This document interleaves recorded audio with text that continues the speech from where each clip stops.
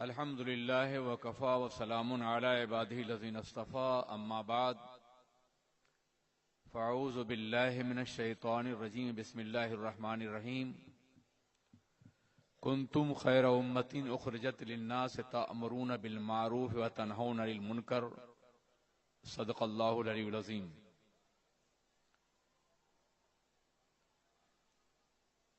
داعیے کبیر حضرت علامہ مولانا شاکر صاحب نوری رضوی،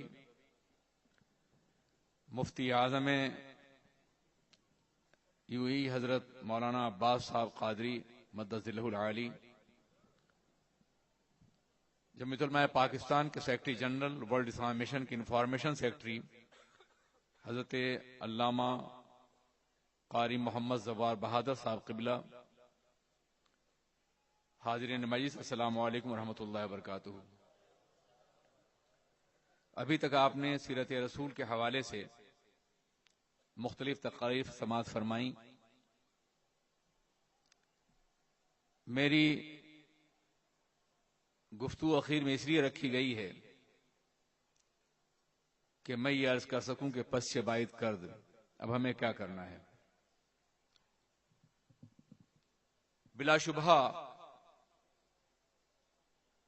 ہم گفتگو کرتے ہیں، خطابات کرتے ہیں، ملت کے غموں کا اظہار کرتے ہیں، ملت مرحوم پر ماتم کرتے ہیں، لیکن اس کے بعد ہم چلے جاتے ہیں اور ہم یہ نہیں سوچتے کہ ہماری ذمہ داریاں کیا ہیں، ہماری مسئولیات کیا ہیں۔ سنی دعوت اسلامی کی تحریک بیداری کی تحریک ہے، عشق رسول کی تحریک ہے، عمل کی تحریک ہے، پابندی سنت کی تحریک ہے، کردار کی تحریک ہے، جہد مسلسل کی تحریک ہے، سعی پہم کی تحریک ہے، ایک عوامی رابطے کی تحریک ہے، مسلک کے وقار کی تحریک ہے، آبروئے ملت بیضا کو دنیا کے سامنے پیش کرنے کی تحریک ہے۔ اور ظاہر ہے کہ اس کے لیے ہمیں محنت کرنی ہوگی، مشقت کرنی ہوگی۔ بلا شبہ ہم دنیا میں اس لیے آئے ہیں کہ اللہ کی عبادت کریں، لیکن ہماری دوسری ذمہ داری یہ ہے کہ وہ لوگ جو اللہ کے راستے سے دور ہو گئے ہیں، جن کی پیشانیاں آشنائے سجدہ نہیں ہیں، جو آقائے دو جہاں سرور کائنات محمد الرسول اللہ کے نظام رحمت اور قانون حیات سے خود کو الگ کر چکے ہیں، انہیں دعوت دی جائے، انہیں بلایا جائے۔ اور دنیا کی وہ قومیں جو اب تک اسلام کو سمجھ نہیں سکی ہیں، انہیں اسلام کا خوبصورت اور باوقار چہرہ دکھایا جائے۔ صدیوں سے اس بات کی کوشش ہو رہی ہے کہ اسلام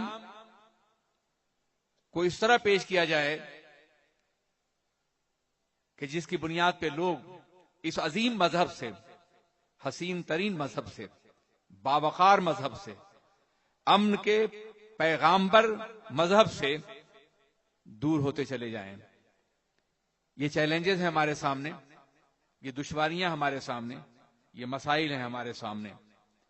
ایک باغیرت قوم یہ کبھی گوارا نہیں کر سکتی کہ جس نظام کو اس نے اپنا آئین زندگی بنایا ہو، اس نظام کو غلط قرار دیا جائے۔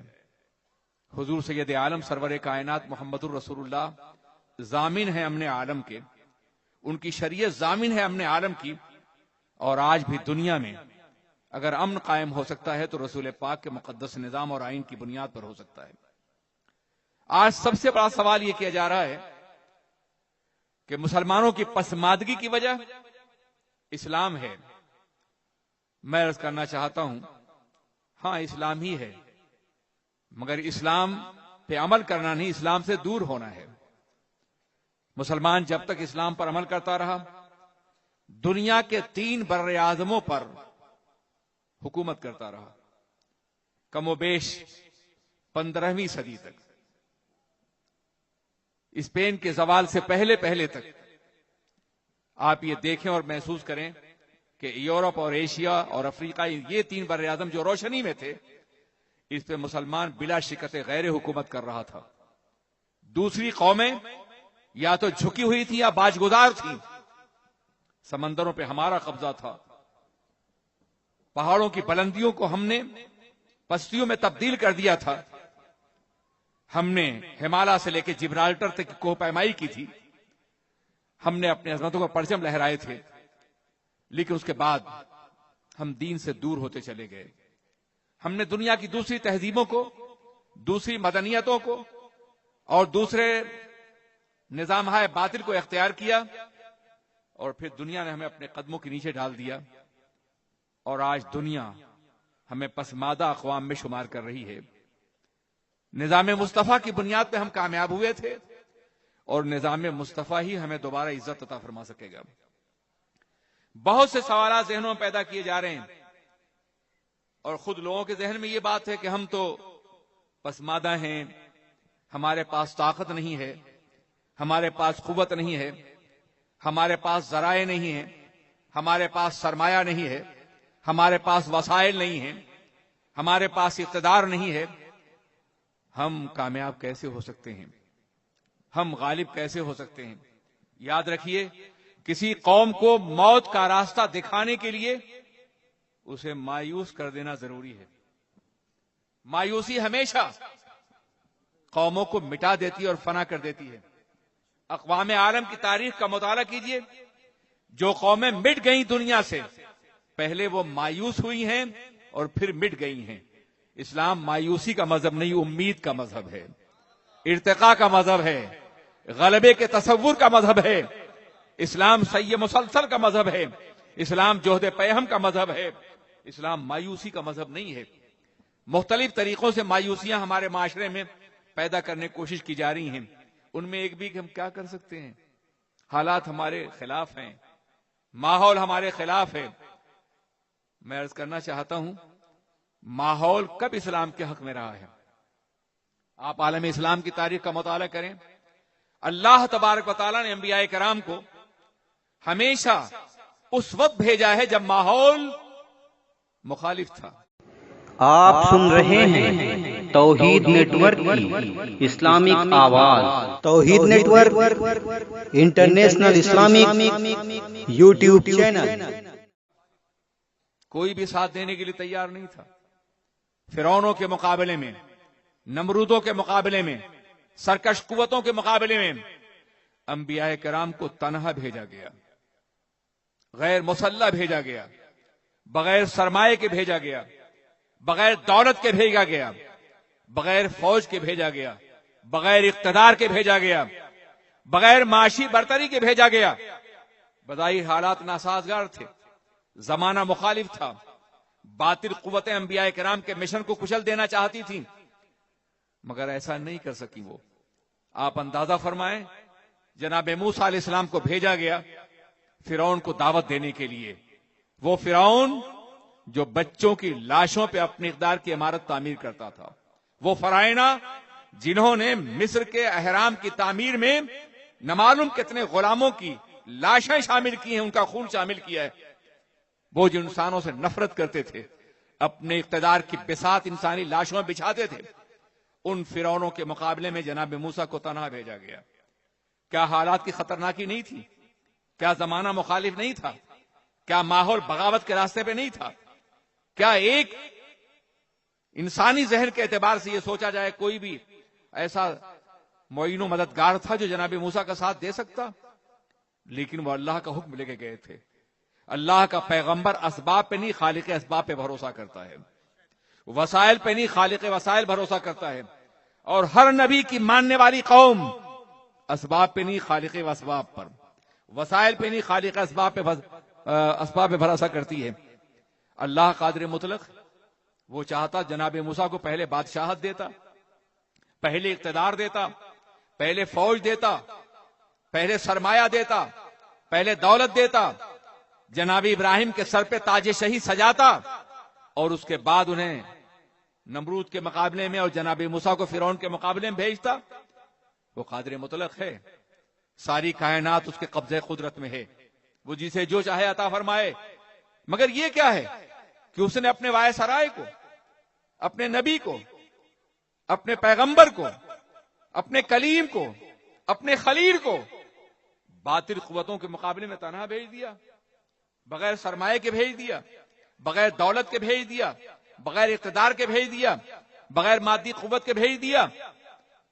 عزیزان ملت اسلامیہ، ایسا ممکن تھا کہ انہیں دولت اور سرمایہ دیا جاتا، لیکن اگر حضرت موسیٰ بادشاہ بن کے جاتے، جناب ابراہیم بادشاہ بن کے جاتے، ان کے پاس دولت اور فوج ہوتی، اقتدار اور سرمایہ ہوتا، اور پھر جناب موسیٰ غالب ہو جاتے، جناب ابراہیم غالب ہو جاتے، تو دنیا یہ کہتی کہ دو بادشاہوں میں تصادم ہوا تھا، ایک کامیاب ہو گیا، ایک ناکام ہو گیا۔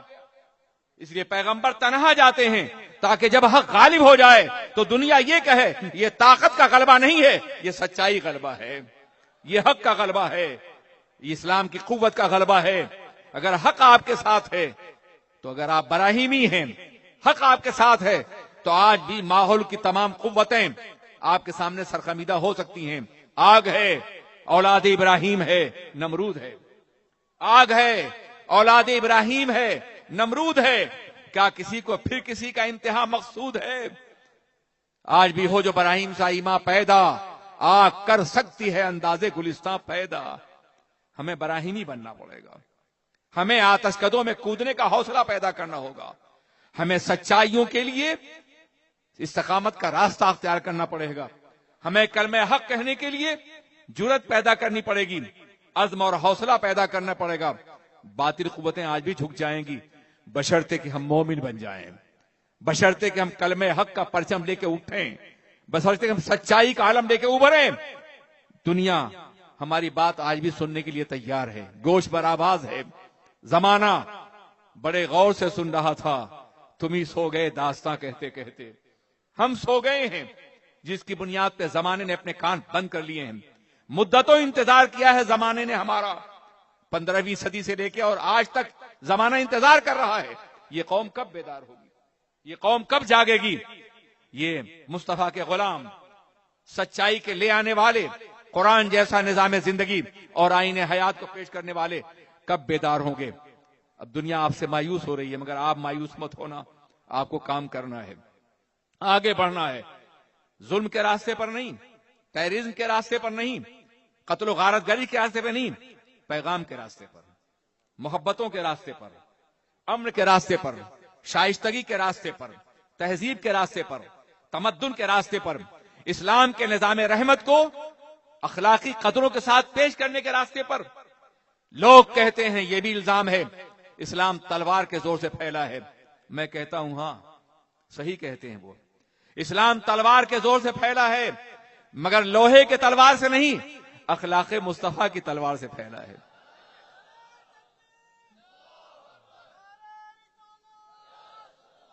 لوہے کی تلوار اڑتی ہے تو انسان کٹتا ہے، کافر کٹتا ہے، اور اخلاق کی تلوار اڑتی ہے تو کفر کرتا ہے اور کافر کو حیات ابدی مل جاتی ہے۔ آج دنیا میں جو کچھ ہے یہ اسلام کے اخلاقی نظام کے نتیجے میں ہے، اسلام کے حسین دعوت کے نتیجے میں ہے، اور آج آپ اسی دعوت کے امین ہیں، اسی نظام کے امین ہیں۔ اپنے کردار کو اتنا بلند کیجئے، اپنے اخلاق کو اتنا بلند کیجئے، اپنے طرز زندگی کو اتنا بلند کیجئے، محبتوں کے امین بن جائیے، راحتوں کے امین بن جائیے کہ دنیا آپ کو دیکھ کر کے اسلام کا حسین چہرہ جان سکے، اسلام کا حسین رخ پہچان سکے۔ انبیاء کرام کی مقدس زندگیاں دیکھیے، ہر دور میں انبیاء کرام نے مشقتیں اٹھائیں مگر اللہ نے انہیں غالب فرمایا۔ حضور سید عالم سرور کائنات محمد الرسول اللہ آخری نبی بن کر کے آئے، ان کے بعد کوئی اور نبی نہیں آئے گا، ان کے بعد کوئی اور رسول نہیں آئے گا۔ اور انبیاء کرام کو جو دعوت کی زمینیں دی گئیں وہ نسبتاً نرم زمینیں تھیں۔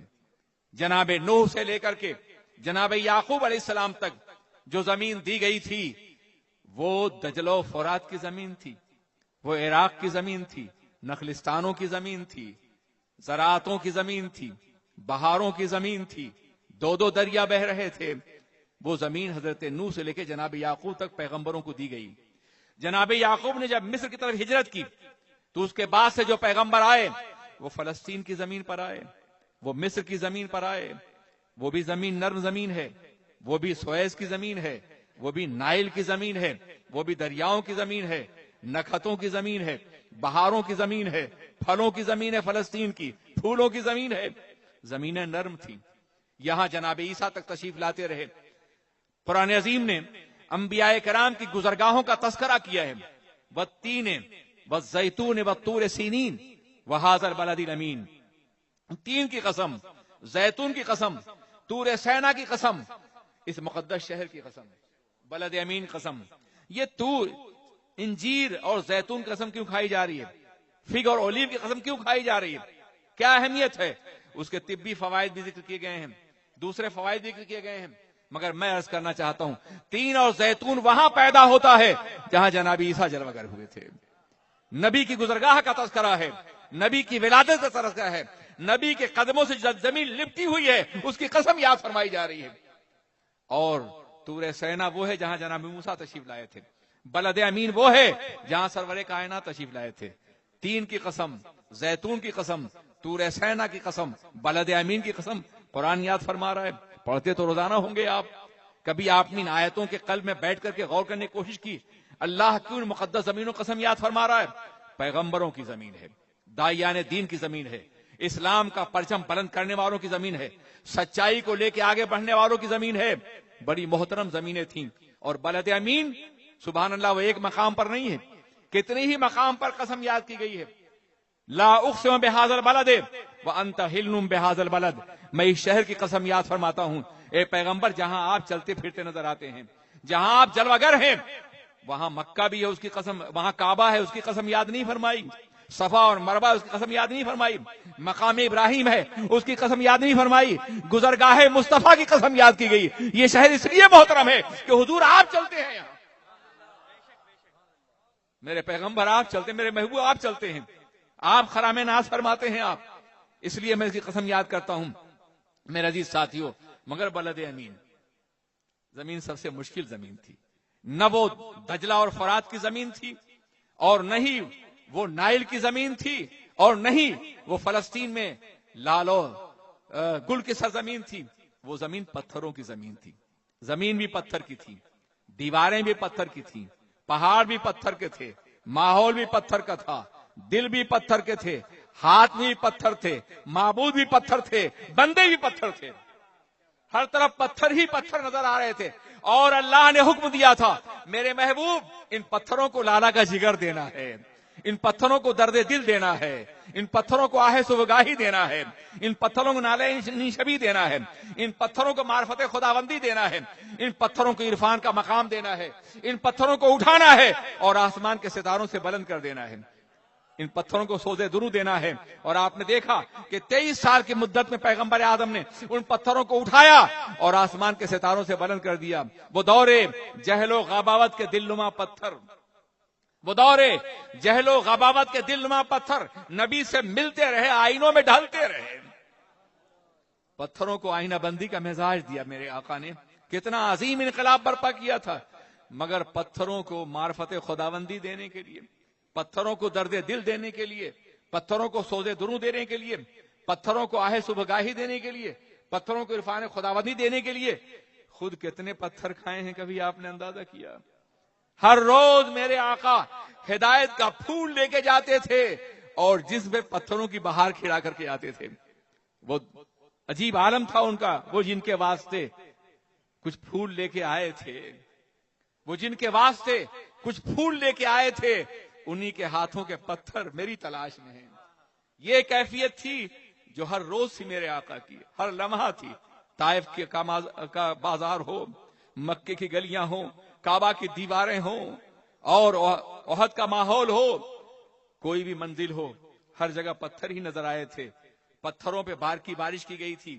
انہی پتھروں پہ چل کے اگر آ سکو تو آؤ، انہی پتھروں پہ چل کے اگر آ سکو تو آؤ. میرے گھر کے راستے میں کوئی کہکشاں نہیں ہے. پیغمبر اعظم نے دعوت دی ہے انہی پتھروں پہ چل کے اگر آ سکو تو آؤ. کتنے پتھر کھائے ہیں رسول پاک نے، مگر اس کے بعد اسلام کو غالب فرمایا ہے. پتہ یہ چلا کہ غلبے کے لیے طاقت ضروری نہیں، مادی قوت ضروری نہیں، حق اور صداقت پر قائم رہنا ضروری ہے. اگر آپ دین پر قائم ہیں، سچائی پر قائم ہیں، تو نبی کی سنت بتا رہی ہے، انبیاء کرام کا پیغام بتا رہا ہے کہ آپ غالب رہیں گے اور کامیاب رہیں گے۔ آپ اندازہ فرمائیں کہ اللہ کے رسول نے جو قوم تیار کی تھی، جس کے ہم بھی ایک فرد ہیں، آپ بھی ایک فرد ہیں، جو امت آپ نے تیار کی تھی، اس امت کے ہونے کا دعویٰ ہم بھی کر رہے ہیں اور آپ بھی کر رہے ہیں، مگر وہ کیسے لوگ تھے کہ صحرا سے نکلے، رسول پاک کا پیغام لے کے نکلے، سرور کائنات کا دین لے کے نکلے، انیس بے کساں کا نظام لے کر کے نکلے، تنہا نکلے۔ دنیا سفر کرتی ہے تو دولت کے لیے سفر کرتی ہے، تجارت کے لیے سفر کرتی ہے، اقتدار کے لیے سفر کرتی ہے، اور جیسا سفر ہوتا ہے ویسے ہی سامان تجارت بھی ہوتا ہے۔ کچھ بچوں کے ساتھ سفر کرتے ہیں، کچھ سرمایہ کے ساتھ سفر کرتے ہیں، کچھ مال تجارت کے ساتھ سفر کرتے ہیں، کچھ فوجوں کے ساتھ سفر کرتے ہیں، مگر مسلمان کی 1400 سالہ تاریخ بتا رہی ہے کہ مسلمان نے جب بھی سفر کیا تو دولت اس کے ساتھ ہو یا نہ ہو، سرمایہ ہو یا نہ ہو، اقتدار ہو یا نہ ہو، قوت ہو یا نہ ہو، بچے ہو یا نہ ہو، ایک چیز ہمیشہ اس کے ساتھ رہی ہے اور وہ اس کا ایمان ہے، وہ قرآن عظیم کا نظام ہے، رسول اللہ کا آئین رحمت ہے، سرور کائنات کا دامن کرم ہے، گنبد خضرا کی چھاؤں ہے، حرم کی سرزمین کی لذتیں ہیں۔ جہاں بھی گیا ہے وہ اپنے دین کے ساتھ گیا ہے، وہ اپنی مذہب کے ساتھ گیا ہے، وہ اپنے تہذیب کے ساتھ گیا ہے، اپنی روایات کے ساتھ گیا ہے، اپنے کلچر کے ساتھ گیا ہے، اپنی پہچان کے ساتھ گیا ہے، اپنی آئیڈینٹی کے ساتھ گیا ہے، اپنے تعارف کے ساتھ گیا ہے، اپنے چہرے کے ساتھ گیا ہے۔ اس نے دنیا کی کسی زمین پر اپنا چہرہ گم نہیں کیا ہے، اپنی تہذیب نہیں مٹائی ہے۔ ہمارا 1400 سالہ سفر اس بات کا گواہ ہے۔ آج ہم یہاں کی سرزمین پر ہیں اور آئندہ بھی یہ سفر جاری رہے گا۔ عزیزان ملت اسلامیہ، آج کا دور ہم سے سوال کر رہا ہے کہ جس امانت دین کو، جس تہذیب کو 1400 سال تک ہزاروں قربانیوں کے بعد بدر سے، حنین سے، خیبر و خندق سے، کربلا سے قربانیاں دے کے ہم تک پہنچایا گیا ہے، اس قافلے کو ہم آگے بڑھانا چاہتے ہیں نہیں بڑھانا چاہتے؟ اس نظام کو آگے بڑھانا چاہتے ہیں نہیں بڑھانا چاہتے؟ ہماری دعوت صرف یہ ہے کہ رسول پاک جو نظام عطا فرمایا ہے اسے آئندہ نسلوں تک منتقل کرو، اور خبردار، ویسٹرن سیولائزیشن ہو گیا، دنیا کا کوئی کلچر ہو، تمہیں اپنے اندر ضم نہ کرنے پائے۔ تم رسول کے کلچر کے امیر ہو، نبی کی تہذیب کے امیر ہو، تمہارے دلوں میں عشق مصطفیٰ ہے، دنیا کی کوئی دولت تمہیں خرید نہیں سکتی، اور کوئی بھی سرمایہ تمہارا سودا نہ کر سکے، کوئی بھی تہذیب تمہیں خرید نہ سکے۔ تم بک چکے ہو بازار مدینہ میں، اور جو بازار مدینہ بک چکا ہوتا ہے اسے دنیا کی کوئی طاقت خرید نہیں سکتی ہے۔ جب تک بکے نہ تھے تو کوئی پوچھتا نہ تھا، تم نے خرید کر ہمیں انمول کر دیا۔ ہم دنیا میں جہاں بھی گئے اپنی تہذیب کے ساتھ گئے، اور سرور کائنات کے پیغام کی برکتیں تھی کہ ہم اکیلے گئے اور ہم نے دنیا کو اپنے قدموں کے نیچے جھکا دیا۔ مسلمان صحرا سے نکلا۔ آپ جانتے ہیں آج کا صحرا وہ نہیں ہے جو میرے آقا کے زمانے کا ڈیزرٹ تھا، جو صحرا تھا۔ صحرا کی زمین سے نکلا، مشقتوں کی زمین سے، تکلیفوں کی زمین سے نکلا مسلمان، روم کی زمین میں پہنچا، ارسطو کی زمین پہنچا، سقراط کی زمین پہنچا، فلاطینوں کی زمین پہنچا، فلسفے کی زمین پہنچا، حسن کی زمین پر، لالا رخوں کی زمین پر، نکھتوں کی زمین پر پہنچا وہ۔ لیکن روم کا حسن مسلمان کا سودا نہیں کر سکا، وہ وہاں سے گزرا تو دامن نگاہ بچائے بچائے گزر گیا۔ یہی مسلمان ایران کی زمین پہنچا۔ ایران بھی آتش کدوں کی زمین تھا، آتش سرخ کی بھی زمین تھا، اور رخ سرخ کی بھی زمین تھا۔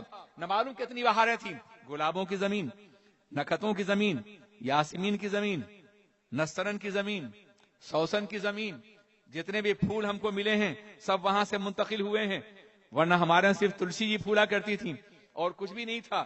میں عرض کرنا چاہتا ہوں، ذرا سوچیں ہماری تہذیب پہ ایران کتنی کثرت ہے۔ پھولوں کی زمین ہے، بہاروں کی زمین ہے، نکھتوں کی زمین ہے، مگر آتش کدے کے کنارے کھڑے ہو کر کے مرد مومن نے اللہ کی کبریائی اللہ اکبر کہا، اس نے آگ کا سجدہ نہیں کیا، ایرانی تہذیب کو اوستا کے نظام قبول نہیں کیا اس نے۔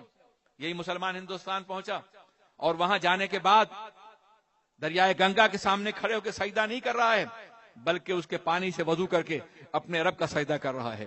اے آب رود گنگا وہ دن ہے یاد تجھ کو، اے آب رود گنگا وہ دن ہے یاد تجھ کو، اترا تیرے کنارے جب کارواں ہمارا۔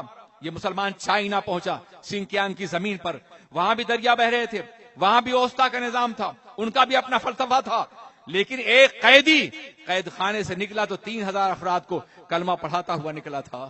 عزیزان ملت اسلامیہ، مسلمان جہاں بھی گیا اپنی تہذیب کے ساتھ گیا۔ یہ بات کیا تھی کہ ایک آدمی پہنچتا تھا اور پورا ماحول بدل جاتا تھا، اس لیے کہ وہ مجسم قرآن بن کے جاتا تھا۔ چائنا کے لوگ قرآن نہیں سمجھتے تھے، انڈیا کے لوگ قرآن نہیں سمجھتے تھے، اسپین کے لوگ قرآن نہیں سمجھتے تھے، روم کے لوگ قرآن نہیں سمجھتے تھے، ان کی زبان عربی نہیں تھی، مگر قرآن دیکھ سکتے تھے۔ وہ اللہ کے رسول نے ہاتھوں میں قرآن دیا تھا اور زندگیوں قرآن کے سانچے میں ڈھال دیا تھا۔ وہ چلتے تو قرآن کے انداز سے چلتے، وہ بیٹھتے تو قرآن کے انداز سے بیٹھتے، تجارت کرتے تو قرآن کی بنیادوں پہ کرتے۔ نتیجہ یہ کہ دنیا جھکتی چلی جاتی تھی۔ آج دنیا ان قرآنوں سے نگاہیں بند کر سکتی ہے جو غلافوں میں چھپے ہوئے ہوں، لیکن 1 ارب 50 کروڑ قرآنوں سے نگاہیں نہیں بند کر سکتی جو ہماری زندگیوں سے چھلک رہے ہوں۔ مجسم قرآن بن جاؤ، دنیا نہیں پڑھے گی تو بھی تمہیں سمجھے گی۔ دنیا کے لیے ضروری نہیں ہے کہ تم فلسفہ بگھارو، تم دنیا کو اپنا کردار پیش کرو، اپنا اخلاق پیش کرو، دنیا جھک جائے گی۔ آپ لوگ، جب میں یہ گفتگو کرتا ہوں تو لوگ کہتے ہیں قمر الزماں کس دور کی بات کر رہے ہو؟ اس دور کی بات کرو جس دور میں مسلمان غالب تھا۔ اب تو مغلوب ہے ہر جگہ، بھی یہ دعوت کیسے ہو سکتی ہے؟ یہ بھی مایوسی پیدا کرنے کی بات ہے۔ مسلمان ہر جگہ غالب بن کے نہیں گیا، چائنا میں قیدی بن کے گیا تھا، اسلام پھیل گیا۔ عزیزان ملت اسلامیہ، افریقہ کے بیشتر ساحلی علاقوں میں مسلمان تاجر بن کے گیا تھا، اسلام پھیل گیا۔ انڈونیشیا میں مسلمان فاتح بن کے نہیں گیا، تاجر بن گیا تھا، اور پورا انڈونیشیا دنیا کی سب سے بڑی مسلم مملکت آج مسلمان ہے۔ پتہ یہ چلا کہ غلبے کے ساتھ جانا ضروری نہیں، ہم قیدی بن گئے تو بھی دین ہمارے ساتھ ہے، ہم تاجر بن گئے تو بھی ہمارے ساتھ دین ہے، ہم مجاہد بن کے گئے تو بھی دین ہمارے ساتھ ہے۔ مسلمان اپنے کردار سے دین کی دعوت دیتا ہوا نظر آتا ہے، اور اسی دعوت کے لیے حکم دیا ہے قرآن عظیم نے، کنتم خیر امۃ اخرجت للناس تأمرون بالمعروف وتنہون عن المنکر۔ تم ایک بہترین امت اس لیے پیدا کیے گئے ہو تاکہ تم برائیوں سے روکو اور بھلائیوں کا حکم دو۔ ایک ذمہ داری ہے ہماری بحیثیت مومن، ہر فرد کی ذمہ داری ہے۔ باپ کی ذمہ داری ہے بیٹے کو مسلمان بنائے، شوہر کی ذمہ داری ہے بیوی کو صحیح راستے پہ لائے، قائد کی ذمہ داری ہے پوری قوم کو صحیح راستے پہ لائے، ایک عالم کی ذمہ داری ہے اپنے معاشرے کی اصلاح کرے، ایک شاعر اور ادیب کی ذمہ داری ہے کہ فکر و فن کے ذریعے سے دین کی دعوت دے، ایک تاجر کی ذمہ داری ہے کہ اپنا سرمایہ دین کے راستے میں خرچ کرے۔ الگ الگ ذمہ داریاں ہیں، مگر ہر ایک کو دین کا کام کرنا ہے، ہر ایک کو شریعت کا کام کرنا ہے، ہر ایک کو نظام مصطفیٰ کا کام کرنا ہے، اسے آگے بڑھانا ہے تاکہ دنیا اسلام کے غلبے کو دوبارہ دیکھ سکے، اسلامی قوت کو دیکھ سکے۔ اور یاد رکھیے، نئی اقبال ہے مایوس اپنی کشت ویراں سے، ذرا نم ہو تو یہ مٹی بڑی زرخیز ہے ساقی۔ ایک ننھے سے نوجوان عالم کی دعوت پر یہ ہزاروں افراد کا مجمع، مولانا اختر رضا کہاں ہے؟ ایک بچہ ہے، وہ ہمارے بچوں کی طرح سے، اس کی دعوت پہ اگر ہزاروں افراد آ سکتے ہیں تو اتنے علماء کی دعوت پوری دنیا کو آواز دی جا سکتی ہے۔ آپ سن رہے ہیں توحید نیٹ ورک کی اسلامک آواز۔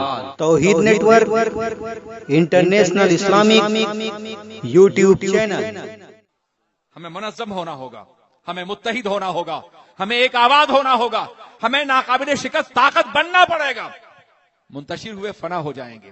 عزیزان ملت اسلامیہ، اس وقت جو ہمارا حال ہے وہ یہ ہے کہ ہم سمندروں کے ماحول میں ایمان کی چٹان پہ کھڑے ہیں، چاروں طرف سمندر ہے، بدعقیدی کی سمندر ہے،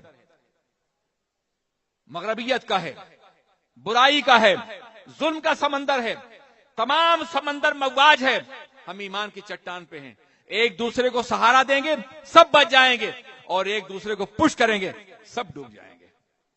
ڈوبنا ہے یا بچنا ہے، فیصلہ کرنا ہے آپ کو۔ آپ مومن ہیں، رسول پاک کے غلام ہیں، سرور کائنات کے نام پر جان دینے کا حوصلہ رکھتے ہیں، تو ایک دوسرے کو سہارا دیجیے، منظم ہو جائیے۔ برائیوں کے سمندر میں جس چٹان پہ کھڑے ہیں وہاں اس کشتی کا انتظار کیجیے جو مدینے سے آئے اور آپ کو سہارا دے کے باہر نکال سکے۔ عزیزان ملت اسلامیہ، پش کرنا بند کر دیجیے، متحد ہو جائیے، محبتیں پھیلائیے، نفرتیں مت پھیلائیے، دین غالب ہوگا، کامیابی آپ کا مقدر چومے گی۔ ایک بات اور بھی کہی جا رہی ہے، قمر الزماں دنیا میں جب بھی کوئی تہذیب ابھرتی ہے تو پھر یہ ہوتا ہے کہ ایک دور ہوتا ہے اس کے شباب کا، پھر وہ تہذیب ختم ہو جاتی، پھر نہیں ابھرتی۔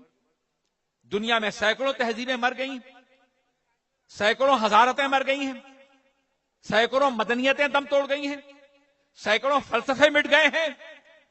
اسلام کا ایک دور غلبہ تھا 15ویں صدی تک، اسپین کے زوال تک۔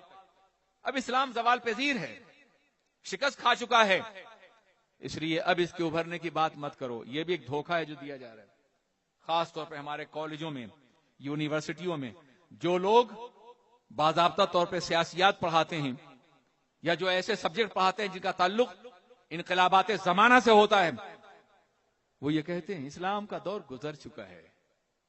اب یہ خیال بند کر دو کہ اسلام دوبارہ غالب ہوگا۔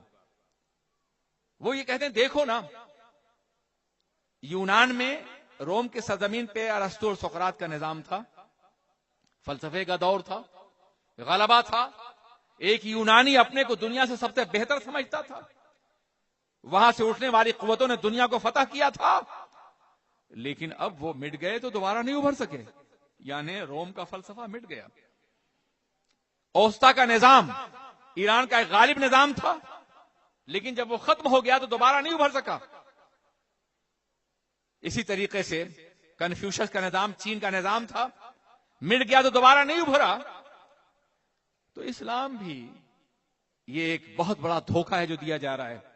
اور اگر اسلام سے معلومات نہیں ہوئی، آپ نے اسلام کی تاریخ نہیں سمجھی، آپ نہ صحیح مگر آپ کا بچہ گمراہ ہو سکتا ہے جو کالج میں پڑھتا ہے، یونیورسٹی میں پڑھتا ہے۔ اس لیے سوچ لیجئے، وہ مذاہب جو انسانی ذہنوں کی پیداوار تھے، وہ مذاہب جسے معاشرے نے جنم دیا تھا، وہ مذاہب جسے فکر انسانی جنم دیا تھا، وہ مذاہب جو اندھ وشواس کا شکار تھے، وہ مذاہب جو توہمات کا پروردہ تھے، وہ مذاہب کہ جن کی کوئی عقلی بنیاد نہیں تھی، وہ مٹ گئے۔ مگر اسلام اللہ کا مذہب ہے، وہ ہر دور کے لیے ہے، وہ ہر عصر کے لیے ہے، وہ ہر زمانے کے لیے ہے۔ اس لیے اسلام نہیں مٹ سکتا، ایک طرف ڈوبے گا دوسری طرف ابھرے گا۔ اسپین کا زوال ہوا، انڈونیشیا ابھر آیا، بغداد مٹا اور بغداد کو مٹانے والے مسلمان ہو گئے اور انہیں بہت سی ملکتیں فتح فرمائیں۔ حیانا فتنہ تاتار کے افسانے سے پاسبان مل گئے کعبے کو صنم خانے سے۔ آج بھی دنیا کے صنم خانوں سے اسلام کے پاسبان مل سکتے ہیں، بشرطے کہ ہم مسلمان بن جائیں، بشرطے کہ ہم دین کی دعوت دینے کے قابل ہو جائیں۔ آج جیسا کہ بھی بتایا جا رہا تھا کہ ہم سب کچھ کر رہے ہیں مگر دین کے لیے کچھ نہیں کر رہے ہیں۔ ہم بڑے محلات بنا رہے ہیں، عظیم الشان عمارتیں بنا رہے ہیں، ہم اپنی معاشی زندگی کو سنوارنے کے لیے سب کچھ کر رہے ہیں، مگر دن میں 1 گھنٹہ بھی ایسا نہیں ہم دیتے کہ جس کی بنیاد پر ہم دین کو غالب کر سکیں۔ میرے آقا نے فرمایا، من اصبح ولم یہتم بامور المسلمین فلیس منا، جو شخص کوئی ایسی صبح کرے، کوئی ایسا دن گزارے کہ جس روز اس نے مسلمانوں کے لیے کوئی کام نہ کیا ہو، وہ ہماری سوسائٹی کا ممبر نہیں۔ ابھی مولانا شاکر صاحب بہت حوصلہ افزا تقریر کر رہے تھے، میرے آقا نے فرمایا، اذن لا ارضا وواحد من امتی فی النار، میں تو اس وقت تک راضی نہیں ہوں گا جب تک میرا ایک امتی بھی جہنم میں ہوگا۔ خوش ہو گئے ہوں گے آپ کہ امتی تو ہم ہیں نا۔ میرے آقا نے ضمانت لے لی ہے، اور کیسی شاندار ضمانت ہے۔ اپنے رب سے یہ ناز بندگی نہیں ہے، معراج بندگی نہیں ہے کہ بندہ کہہ رہا ہے رب میں تجھ سے راضی نہیں ہوں گا۔ یہ آیت کریمہ جب نازل ہوئی، وَلَسَوْفَ يُعْطِيكَ رَبُّكَ فَتَرْضَىٰ، آپ کا رب آپ کو اتنا دے گا کہ آپ راضی ہو جائیں گے۔ تو میرے آقا نے فرمایا تھا، جب تو میں اس وقت تک راضی نہیں ہوں گا جب تک میرا ایک امتی بھی جہنم میں ہوگا۔ آپ کہیں گے امتی تو ہیں، بلا شبہ میرا دعویٰ ہے کہ نبی کا امتی جہنم سے میں نہیں جائے گا یا اس سے بچا لیا جائے گا، میرے آقا کی رحمت سہارا دے گی، مگر آپ کو ثابت کرنا ہوگا کہ آپ نبی کے امتی ہیں، یہ پروف کرنا ہوگا یہاں بھی اور میدان قیامت پہ بھی۔ امتی جانتے ہیں، امت کے معنی جماعت اور گروہ کے ہوتے ہیں، اور جماعت کا قائد اگر امت کو کسی فرد کو باغی دیکھے جماعت سے نکال دیتا ہے۔ کہیں ایسا نہیں کہ ہم زندگی بھر تو خوش فہمی میں رہیں کہ ہم امتی ہیں اور وہاں امتیوں میں شامل ہی نہ ہو۔ اس لیے خدا را امتی بننے کی کوشش کیجیے، اپنے اعمال کے ذریعے سے، اپنے کردار کے ذریعے سے، اپنے کیریکٹر کے ذریعے سے، اپنے بےقرار سجدوں کے ذریعے سے، سنت پر عمل کر کے، اطاعت رسول کے ذریعے سے ثابت کی یا رسول اللہ ہم آپ کے غلام ہیں، غلام ہیں، غلام ہیں، رسول کے غلام ہیں۔ نعرہ ہے نا جمیعت علماء پاکستان کا، غلام ہیں، غلام ہیں، رسول کے غلام ہیں۔ 70s میں یہی نعرہ ایک طاقت بن کے ابھرا تھا، ایک قوت بن کے ابھرا تھا، اور لرزہ بر اندام ہو گیا تھا باطل کا قلعہ، مگر جب بکھر گئے تو یہ نعرہ بھی دب گیا۔